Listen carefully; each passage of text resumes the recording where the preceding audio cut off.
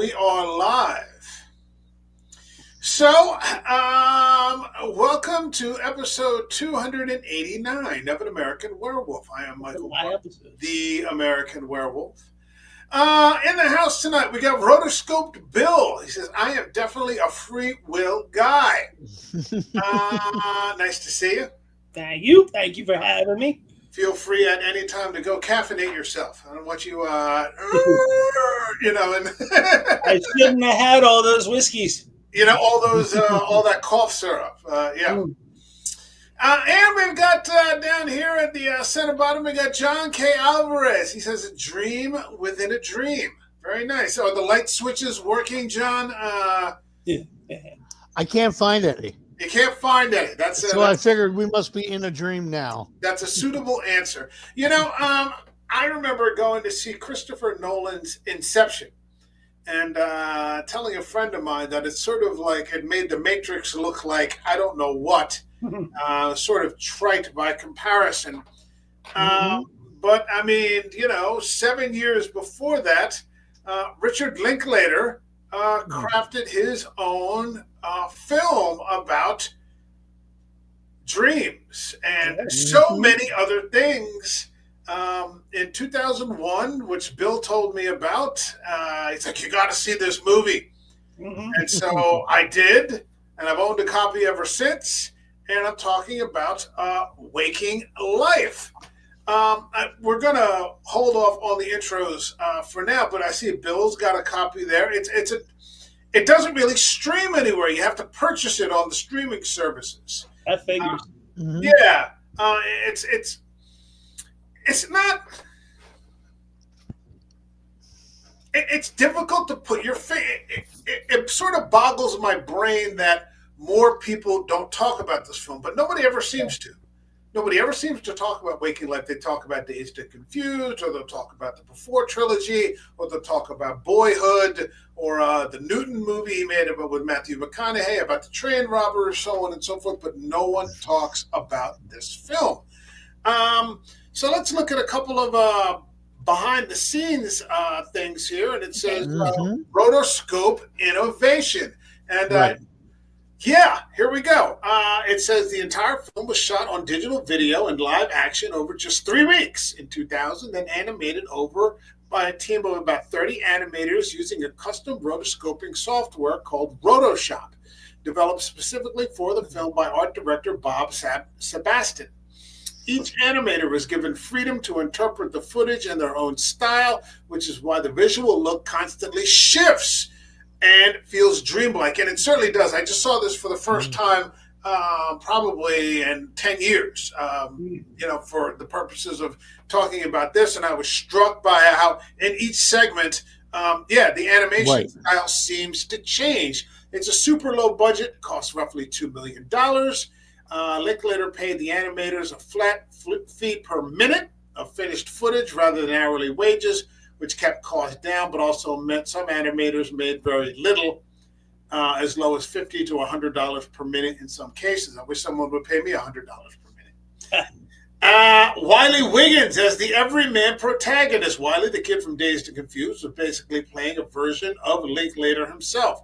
The character has no name in the script. Nobody has any name in the script, really. No. And was conceived as a passive observer drifting through philosophical conversations Linklater wished he could have in real life. And it says, before we, let's break off, but I'll get this last piece and then we'll come back to some more.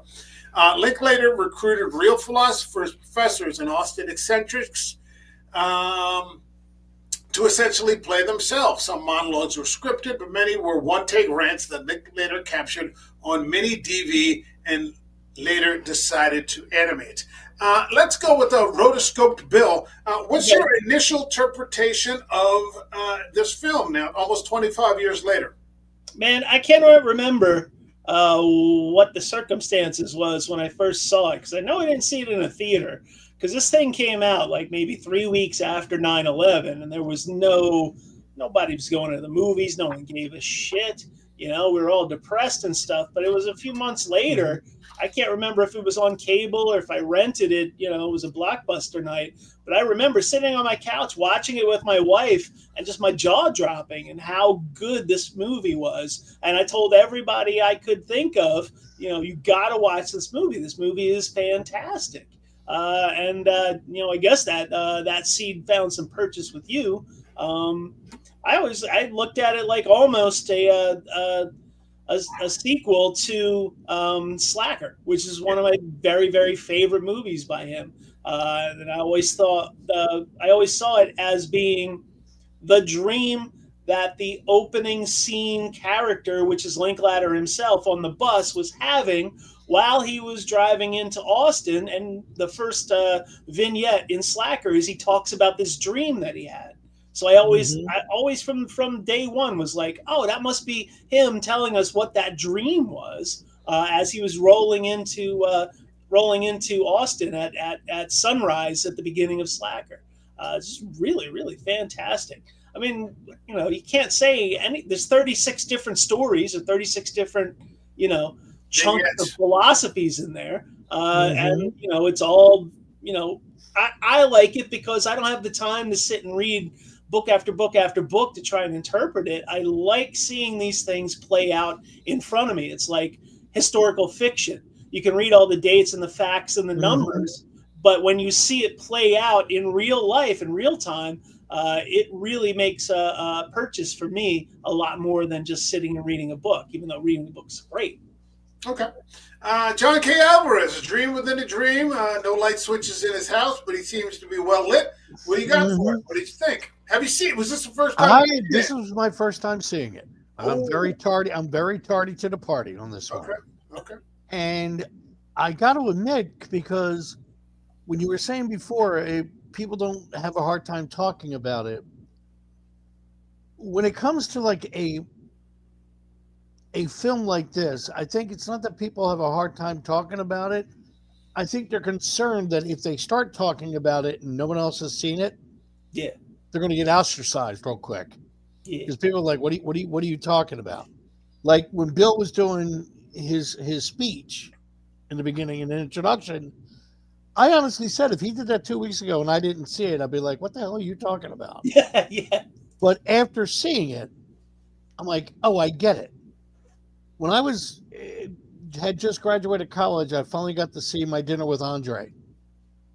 Yep. And I remember sitting there thinking, when I was watching My Dinner with Andre, I said, boy, I would love to be at the next table actually watching this live. Mm-hmm. And to me, I haven't felt that way or something like that till I saw this movie. It's been a while since I can say that.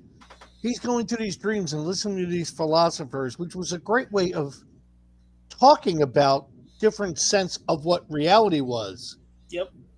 Through a dream or through the process of talking about dreaming, that I sat there and I said,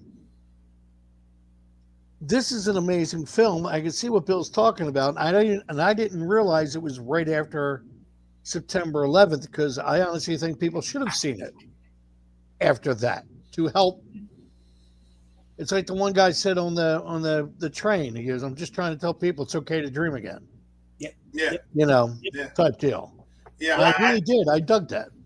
Yeah, it's a lot easier to accept a lot of ideas when they're presented as, hey, check this out, this is a dream, instead of, hey, check this out, this is a philosophy of life. People will turn off. But in this sort of semi-fictional framework where you're like, hey, check out what this guy's saying in a dream, and all of a sudden he's laying out this philosophy for you, it's a lot easier for you to at least bring it in. Well, that's why I paraphrased a Poe quote, for my line. Is it all just a dream within a dream? And I still can't find the light switches in my house. What was the quote? This is the waiting room for life's something like that. Something. We'll get into it. For me, coming up on 25 years of this, it's like most films that I really enjoy. I don't watch it very often, but I think this movie is dense. It's a lot more dense. You could take each one of these segments or vignettes and really start to think about it. because it's not just about dreams. It's about choices, and it's about making connections, and maybe what's important in life, maybe what we're putting aside. It's eerie. When you get to some parts where they're talking about, what evolution may look like, there's going to be digital evolution, which they talk about artificial intelligence. There's going to be analog, where they talk about microbiology, and there's going to be cloning, which are now 25 years later a reality. I think I just saw an article the other day that said Tom Brady cloned his dog. Yeah. He cloned his dog, and like he has a clone of his dog that was on like ESPN or something like that. It's just wood. Yeah, it's just on a side note on that, wouldn't it be funny if he had to house train the dog? Idea. You think the dog would remember? But I mean, this is where we're at now. We're sort of at this precipice with like so many things, that this film sort of predicts. Where it talks about, like John said, things are very difficult for dreamers nowadays. With the advent of the internet and everything like that, the curtains have all sort of been pulled away on everything. It's hard to have, an imagination anymore, because every day you're just being inundated with, this reality and that reality and this and that. And, it's sort of taken over. The thing about things, it makes me think about college, and about at least when I went into college, there was still this idea of you're going there to learn, you're going there to discover new things, not you're going there to get a set of skills that you can get a job in because you have to buy a house. It was always that sort of higher level of education, and this is exactly what I pictured discussions would be at college. We had some like that, not a lot of them. Not a lot of them. Not a lot of them. But yeah, it harkens back to a time when people wanted to learn for a higher purpose than just so I can get a job. Get a grade. I remember going to college, and it was hard to get anybody to participate. Like nobody, everybody was, the kid. Like I went back later in life because I didn't do so great the first time around, and I went back a little later on, and I was older, and the kids were all hungover, and nobody wanted to talk, and it would be the same three people carrying the class along with the teacher, every freaking class, and you're just like, oh Jesus Christ, doesn't anybody want to, and somehow I always got the impression we were reading the wrong books, at least in my opinion. I'm like, we're reading the wrong books, and I was a literature major, and some of them were good, but some of them were just like, why are we reading this? Yeah. This is ridiculous. Right. But I mean, I think there's a section, if you have the DVD, and you could probably find a very inexpensive copy used on Amazon or something like that for a few dollars. Yep. It has some special features in there, and you see some of the filming going on, like the musicians playing, or maybe some of the scenes being played out pre-animation. For me personally, I can see that the animation, the rotoscoping, gives it this great elevation that otherwise it just wouldn't have. Yeah, especially if it was just regular filming, and it's very raw, the footage. He's not concerned about lighting or anything like that because he's about to animate over everything. It just looks like a sweatier version of Slacker. And I don't think anybody would have gotten it at all. You're like, okay, I've seen this movie already. This feels very much like the spiritual sequel to Slacker, and there are a lot of worthwhile things in it. We go to the opening scene where Wiggins gets into the boat car with Linklater in the back, and this guy driving, and he just starts going off. This is before the dreaming starts, and he just says, hey, man, it's all about, maybe in life you're going to get the box of crayons with 8 crayons. Maybe you're going to get the box of crayons with 16. But it's all about what you do with the crayons that you're given. It doesn't make a difference if it's 8 or 16 or someone's got more than you, or, you get the one with the sharpener in the back of the box, which I never got growing up. I always wanted that. The 64, I never got them. But it's all about what you do with what you've been given. Yeah. Don't worry about, staying inside the lines. Color right off the page if you want to, he says. Right. And I was just like, wow, like looking back on it now, 25 years later, a lot of wisdom for somebody so young and a director like this to have understood this. And, we see these recurring themes in his films where he talks about the choices that you make. Right. We talked about it in Dazed and Confused, and we talked about it with Orson Welles. Orson Welles, and it's a recurring thing about choices and individuality, and doing the best you can with what you've got. Boyhood. And he had to be young to also come up with that philosophy of draw outside the lines and draw in, because if it was from somebody older, in some cases they say, no, the lines are important, stay within here. I think that's what brings it to this movie, because it's looking at the world in a dreamlike fashion, but also with the eyes of a youth. Yeah. Well, he's definitely a young guy back then, very idealistic. And this is almost like a last hurrah of idealism before he gets serious as a director and moves on to some other really different things. I think that what happens when you see a movie like his recent film, and if please, somebody go see Nouvelle Vague on Netflix, please, for God's sake. I'm watching it now. Good for you. Yeah. Congratulations, kudos. But if you see something like Blue Moon, it's still about choices, but it's also showing that sometimes the choices you make, you can do a lot of damage to yourself. Yeah. Right. Like you individually still get to make those choices, but sometimes those choices can really fuck you up. It's like, what's that old saying? What doesn't kill you can still fuck you up really bad. It's that kind of thing. Maybe it won't cost you your life, or maybe it will, but you definitely take some hits, but it's still about, what you do with what you've been given. Well, the thing with this movie is it flirts between what can you do, what choices can you make with the colors you're given, but also determinism, where you can't, no matter what you do, you can't change it because you're destined or you're fated into a certain slot. And it bounces back and forth between those two things, which I like a lot, which is why I'm definitely a free will guy. Well, I mean, when he goes into at the beginning of the film, when he goes after he gets out of the boat car, and it looks like he's been hit by a car. I love that boat car, by the way. He goes into the existentialism class, right. and the professor is talking about how he's sort of bummed out because people feel that things are just kind of predetermined now, and so there's no really. He's talking to him about the fact that, your life is yours to create. It's always up to you. It's your decision who you want to be. That isn't necessarily consequence free. If you choose to buck up against the system, you're going to have to take your knocks. But I think the older I get, the more I see that, either one way or the other, you're going to have to take your knocks.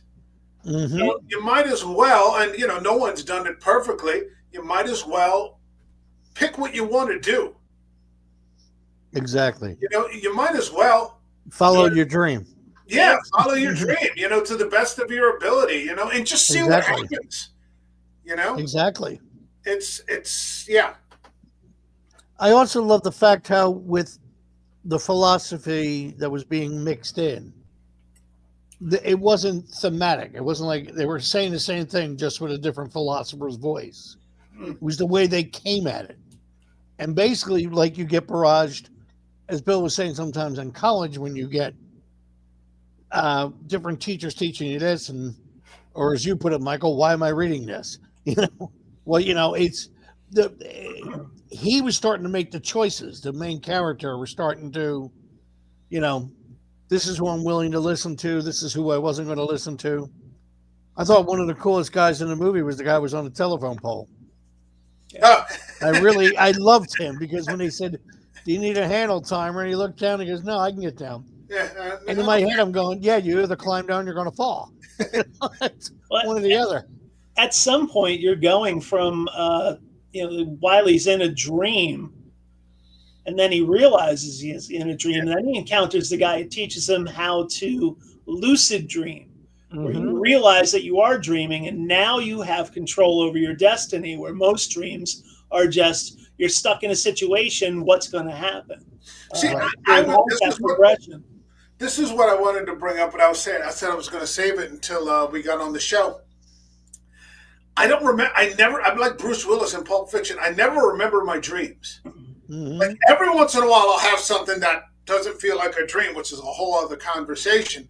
Right. But like by and large, I know that I'll remember that I had a dream, but within like 5 or 10 minutes, I've completely forgotten what it was about.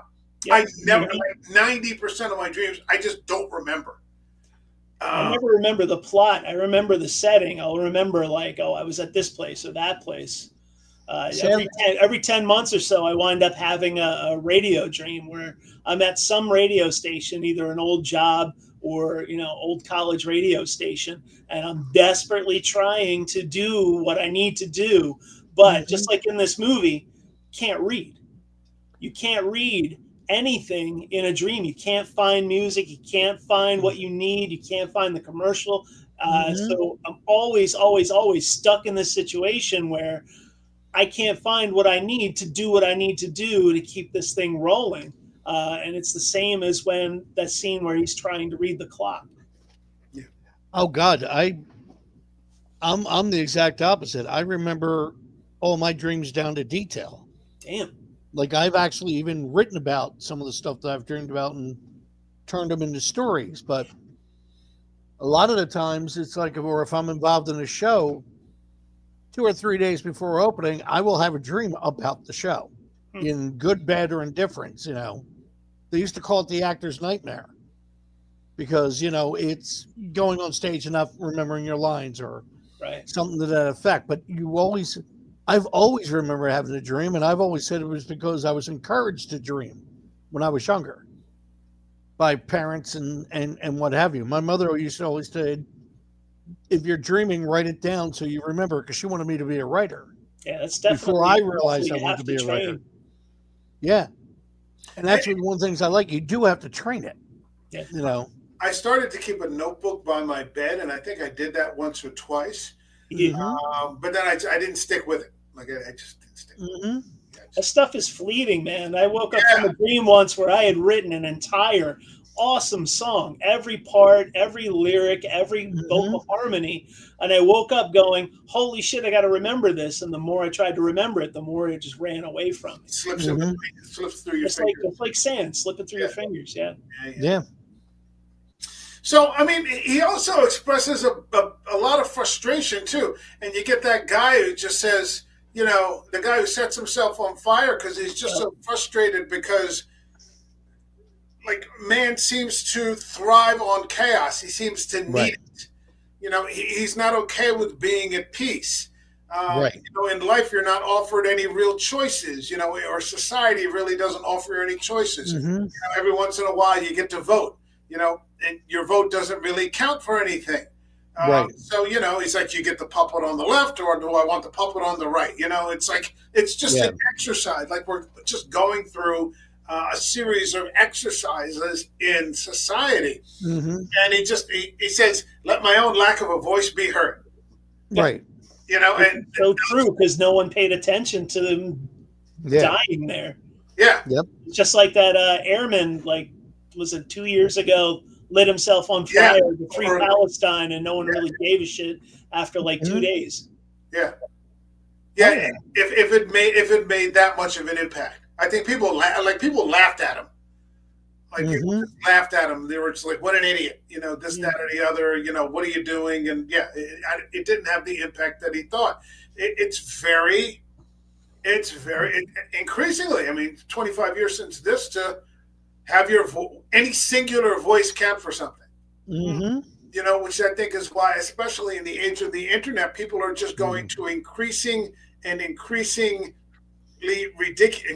ridiculous lengths to get noticed, to get famous, to become some sort of influencer or something like that. Post COVID, it's just not to advance any kind of real philosophy, but just to make money, get the clicks, get the prestige. Yeah. Who even talks about philosophy anymore? Very few people. Very few people. That's because they think what they're saying is a philosophy. They don't listen to others and incorporate it. Yeah, they don't know the difference between ideology and philosophy. I mean, I saw somebody. Go ahead, John. I'm sorry. No, go ahead, Michael. Go ahead. No, I was just saying. I heard somebody with this girl. She's like a girl. She's like 22, and she's just yelling in her car, like people are doing nowadays. She's sitting in her car recording herself, yelling about this, and and somebody just said,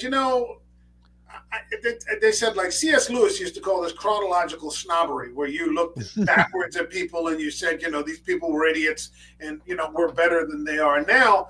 And he was just like, the people that she's talking about were probably reading like Cicero, Locke, Plutarch, and all these different people. And they were like, this girl has probably read like Harry Potter and The Handmaid's Tale. Right. But she's just yelling into the camera, and you're just like, yeah. Well, it's like the guy actually in the movie, the older gentleman who was saying the Greeks had a great society, and they achieved that. We seem to get to a point, and then we stop, And I've been saying that for years. It was like we get to a point, and I'm going, all right, this can break the next level, and it's like we stop, like we don't want to. Type deal, or in this case, we forget the dream. Yeah. Type deal. The dream no longer becomes important. What you were just saying, Mike, is illustrated in the movie when they have Alex Jones making one of his many appearances in Linklater movies. Yeah. He shows up and he's, yelling. He's not quietly stating a philosophy. He's driving through the streets yelling into a megaphone, the early form of the internet, going, blah, blah, blah. He's yelling positive libertarian, ideologies that I agree with, wanting freedom, but he's screaming. And at the time, that was before he was super famous, and he was just a crank yelling into the wind. It's exactly what you were saying. And that's what he's like, we're being conditioned on a mass scale. We're not going to fall for it. We're going to stick with the things that really matter. And what did he say? Creativity and the dynamic human spirit that refuses to submit.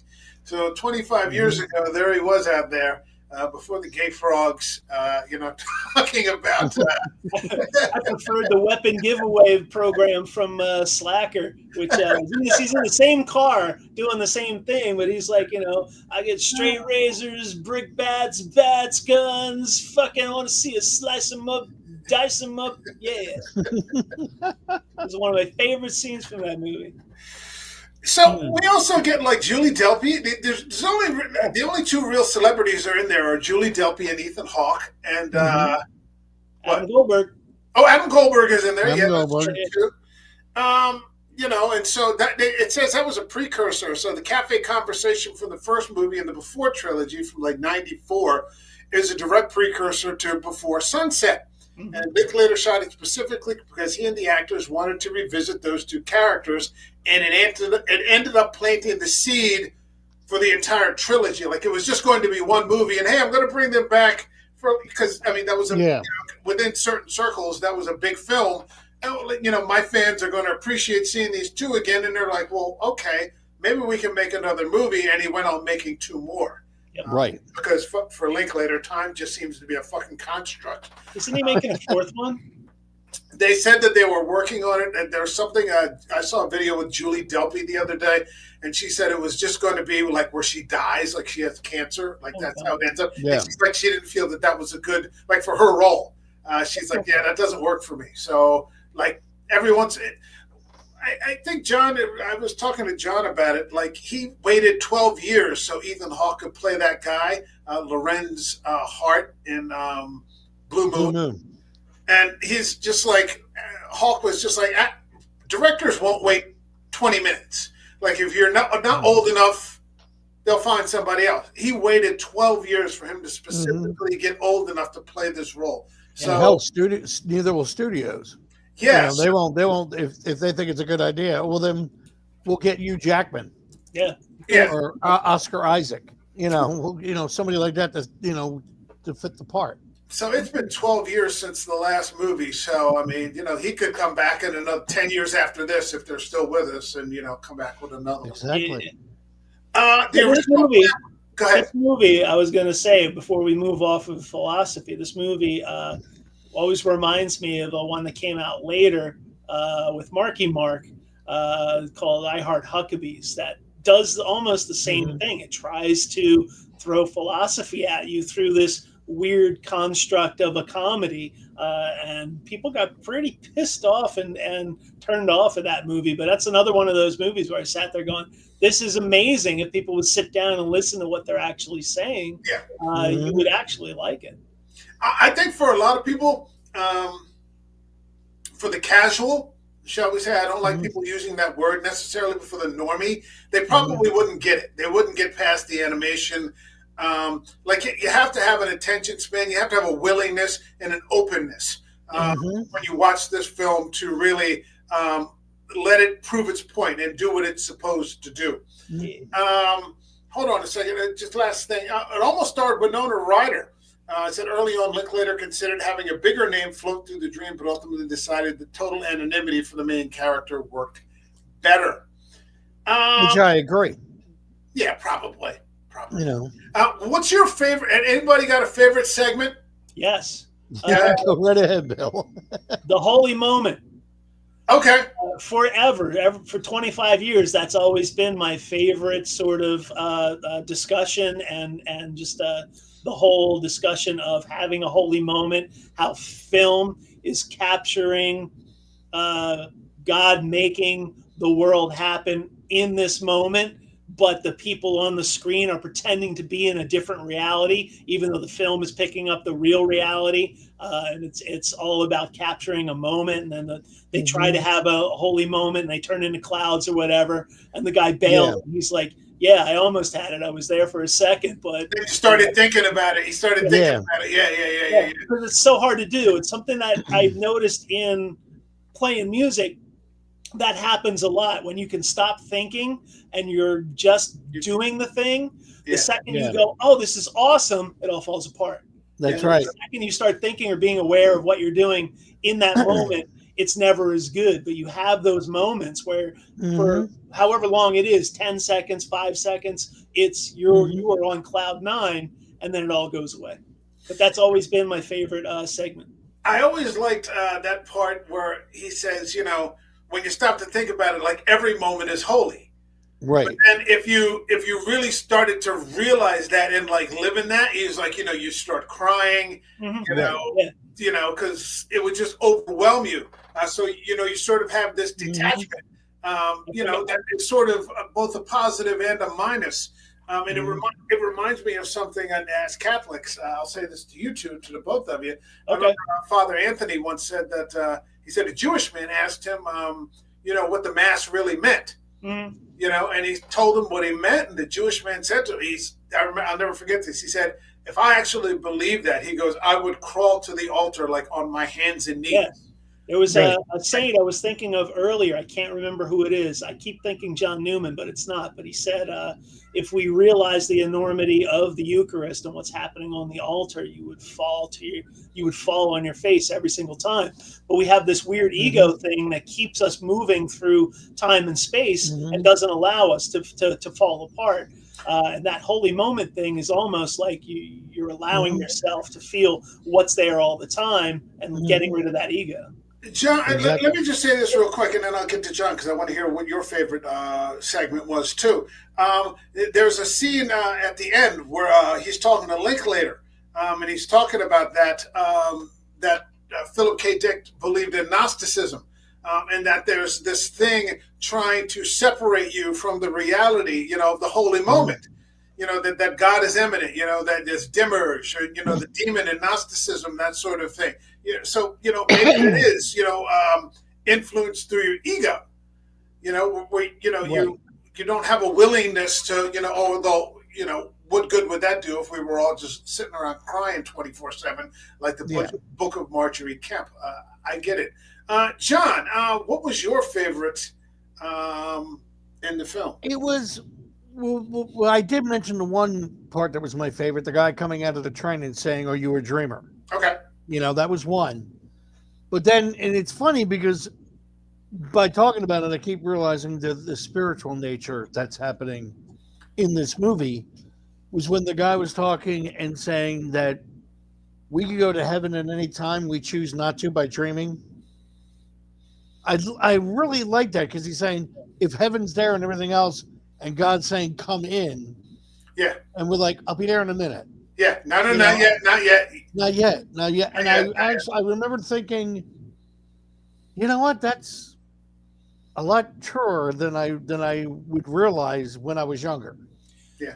Is that what happens at the end of Wiley when he floats up into space? Yeah, he just accepts. He goes, yes, I accept. Yes, I embrace. Yeah. Life is a series of moments where you just move from no to yes. And everybody's going to get to yes in the end. Yeah. And it's funny because he even could have grabbed the door handle and he didn't. He let it go. Yeah, He's he just kind of, here we go. It's fine. It's fine. Absolutely. Yeah, that's a good one. And part coming back to your segment about the dreamer, the guy says, whatever you do, don't be bored. Yeah. Like there's so much happening right now. Whatever you do, don't be bored. Yeah. I've said that in the classroom from people. I said, don't tell me you're bored. Yeah. This is the most. It's 25 years later, like there is more happening in the world than has ever happened probably in human history. Yeah. Don't be bored. Like you have no right to be bored.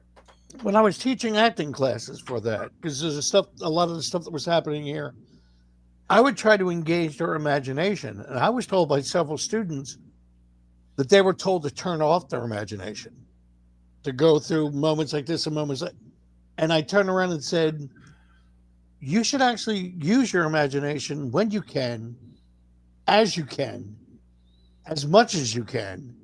And then, okay, if reality comes in, yes, stop, deal with reality. Do what you need to have done. But then don't be afraid to, and that was the day I took out the acting class out to a volleyball court on a grass field in the courtyard of a school.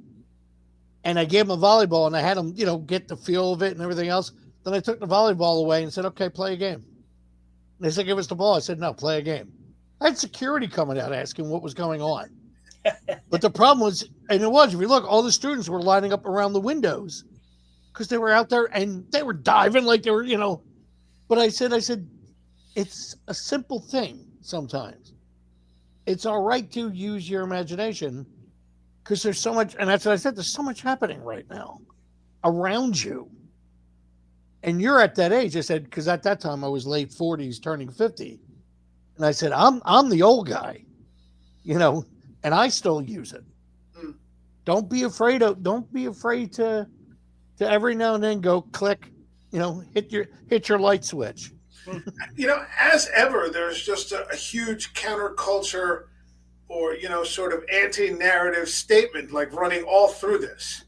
It's just, it's what he does for better or for worse, that choice is yours to make, and, you're the one who has to make it. It's your box of crayons. I think Linklater is an anti-establishment person. Oh, yeah. Just by, and the stories he's telling are simple, yet they're deeper than if you had all the money for the CGI or the, Yeah.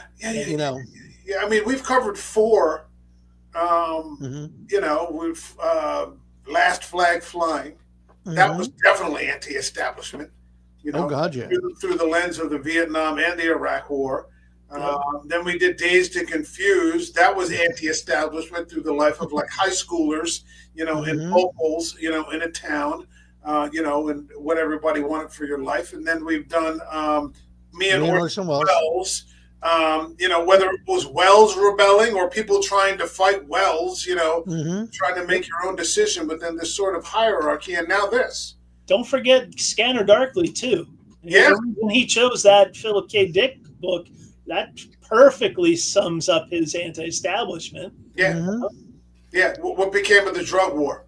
Yeah, but he doesn't beat the drum about it like in other places. It's just very subtle, and if you just listen, it comes to you. Yeah. I mean, like if somebody saw Dazed and Confused and you really weren't plugged into what Linklater was doing, you'd probably think it was just some stupid stoner movie. And it's like so much more than that. You can enjoy it on that level. Sure. But if you revisit it or you think a little bit deeper, there's a lot under it. But that's good that you can enjoy it for what it is or what it seems to be. My favorite segment, there were two. There's the one at the end where they're playing pinball and he's talking about the Book of Acts and Gnosticism and Lady Krager. It's like, how the fuck do you even think to write something like it just feels like he's just like, maybe that scene was improvised, because there's a lot of improvisation inside Linklater films where people just start ranting, and if he likes it, he'll keep it. The Holy Moment thing was completely improvised. I don't know if you knew that. Hold on. Let me just...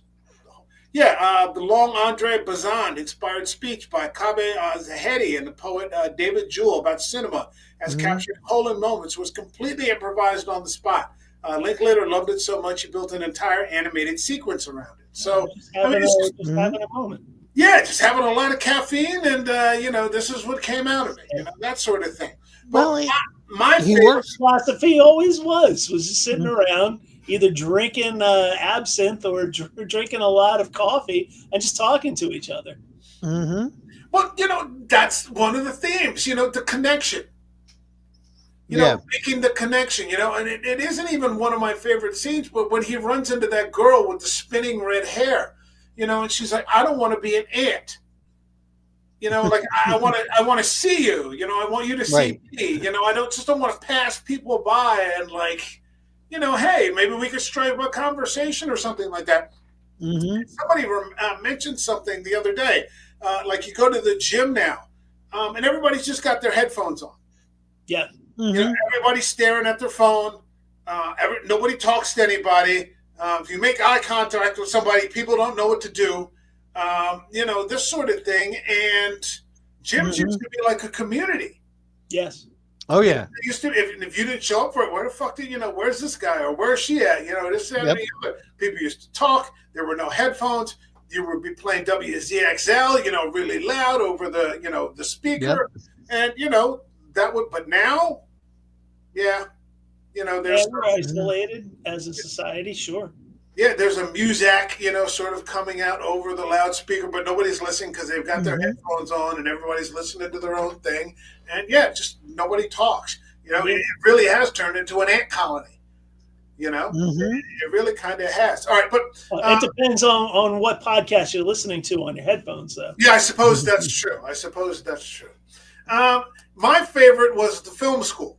Oh, yes. I love that. And it's just this, I got the quote from it, and it's like, we, the unappeased, the unaccepted, continue looking, filling in the silences with our own wishes, fears, and fantasies, driven forward by the fact that no matter how empty the world seemed, no matter how degraded and used up the world appeared to us, we knew that anything was possible.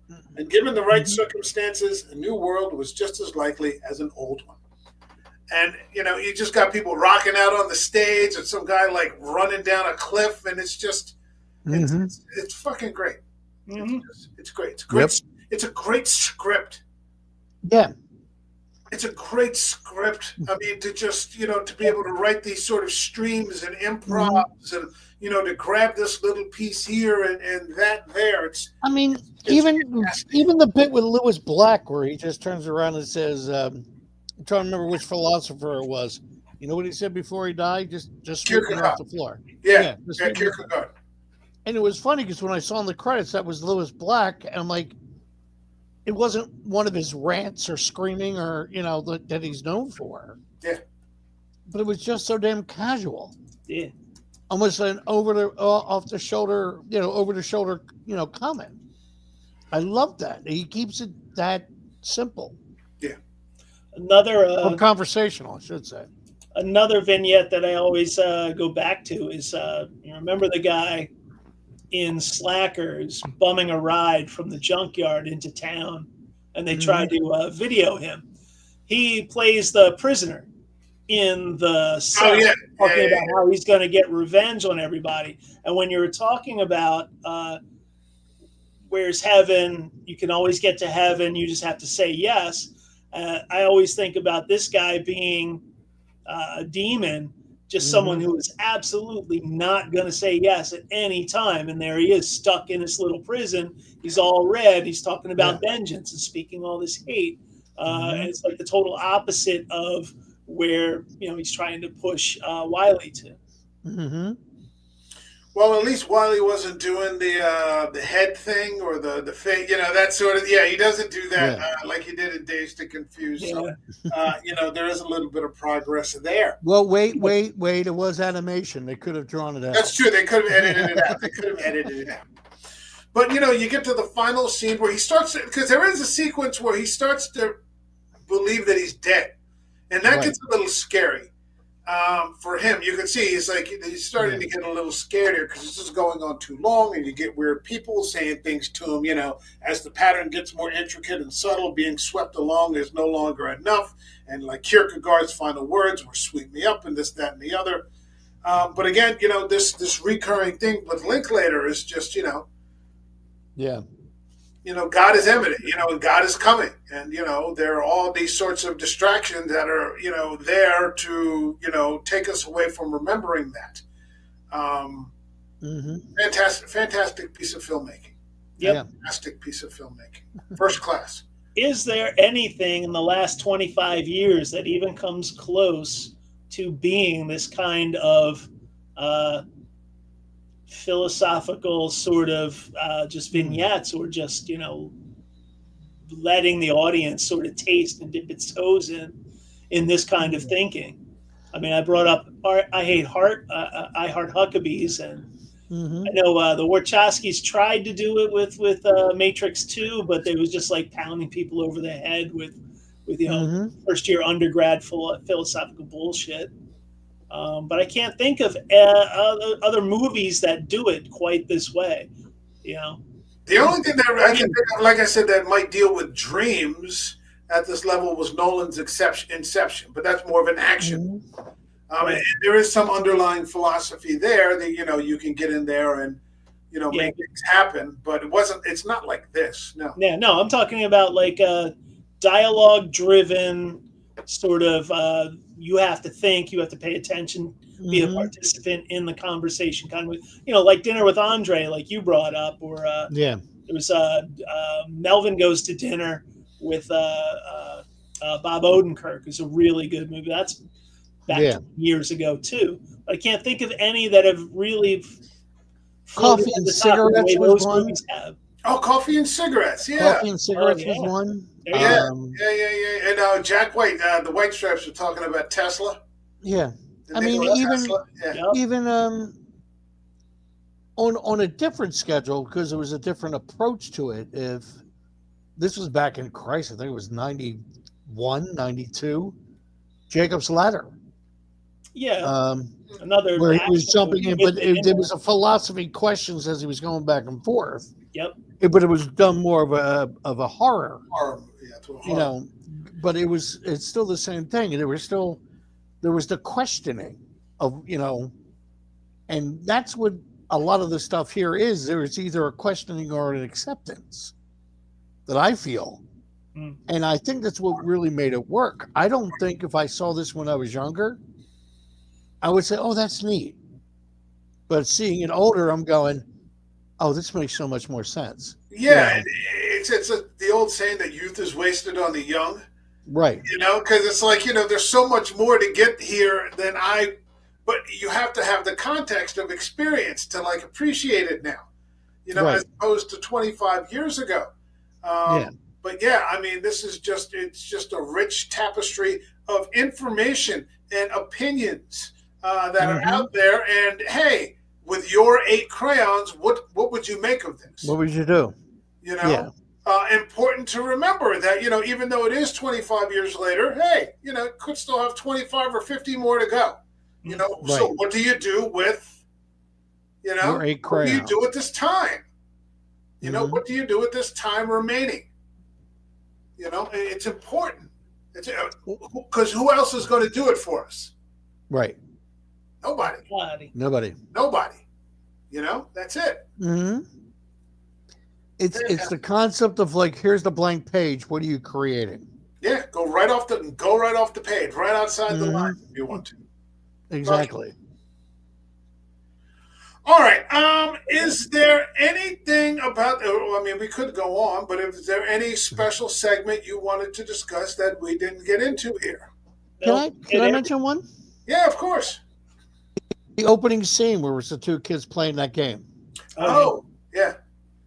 It was funny because when they were counting the numbers and everything else, and all of a sudden, dream is destiny, and I remember seeing that, and I said, "All right, I'm staying." No, I remember because the look that hit the boy's face.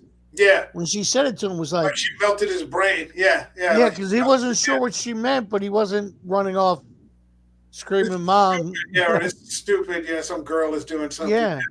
But it was, and I loved that because it was very childish or childlike. But then when all of a sudden you get hit with that question or that statement, you're like, oh, here we go. Buckle up. In your motorboat car. I was just saying, before we got on that, this is the first month where we've discussed a particular director at some length. Linklater is just a fantastic one to start out with. Yeah. There's just some fantastic content. And so I look forward to covering more directors like this as we come to the end of the month. I mean, it's almost Christmas. And so we come to the end of the month and we're going to take on another director and look at some of that work and then move on to the next one in January. Why not? Yeah, good stuff. Good stuff. All right, let's get to the part in the stream where we rate the film. This channel has a rating system that goes from 0 to 5 up by halves. So 0, 0.5, 1, 1.5, all the way to 5. So 0, for example, would be I'd rather live the rest of my life without air conditioning rather than watch this movie again, all the way to 5, which is this is the journey, this is the destination, this is why I watch films in the first place. Rotoscoped Bill, definitely a free will guy. What would you give Richard Linklater's Waking Life? I would give it a definite 5. This is the kind of movie that I wait for and linger on forever. Not only is it well written, well acted, but visually stunning. I mean, this is just groundbreaking. Think of 2001 and think of how many rotoscope films you saw before 2001 when this came out. Not many, maybe a Beastie Boys video, maybe a couple other videos on MTV. This wasn't really done. And it's amazing that this got done at all. But that's Linklater working outside of the system. That's a 5 for me. It's 100% what I live for as far as movies go.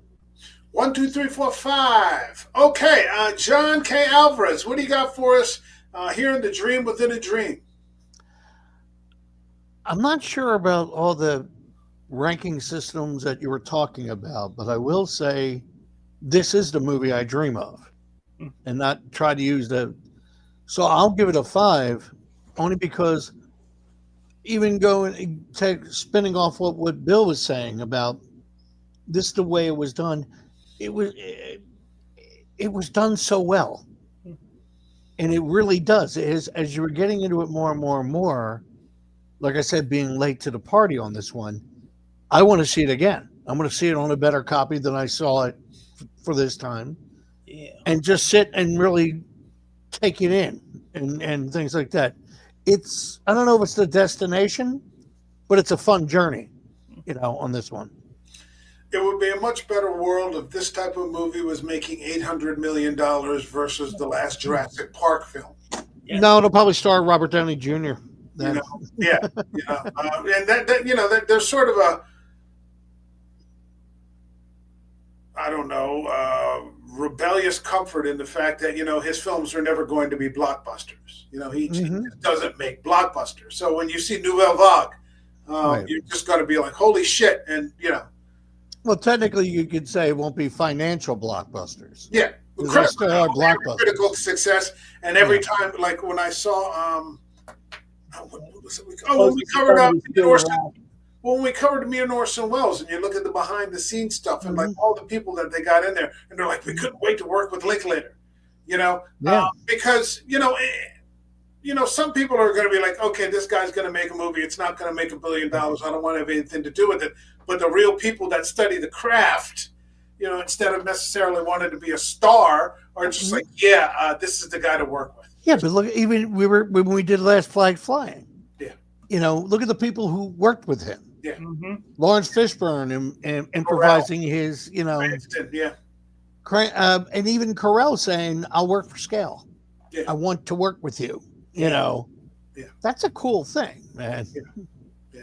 Type deal. They're dropping everything what people would be normally giving them, saying, "No, I want to work with you." Yeah, it's a good sign.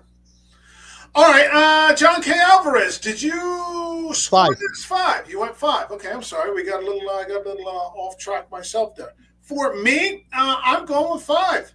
Good. What's the complaint of? Excuse me. What's the complaint about? Nothing. This is the highest. I think this is the highest level of filmmaking. Yes. There's no disrespect to anything, but there are no lightsabers. There are no fucking orcs. There's no. There's special effects, but it's just this sort of simple animation of people talking. It's a boat car, though. Right. Yeah, there's a boat car.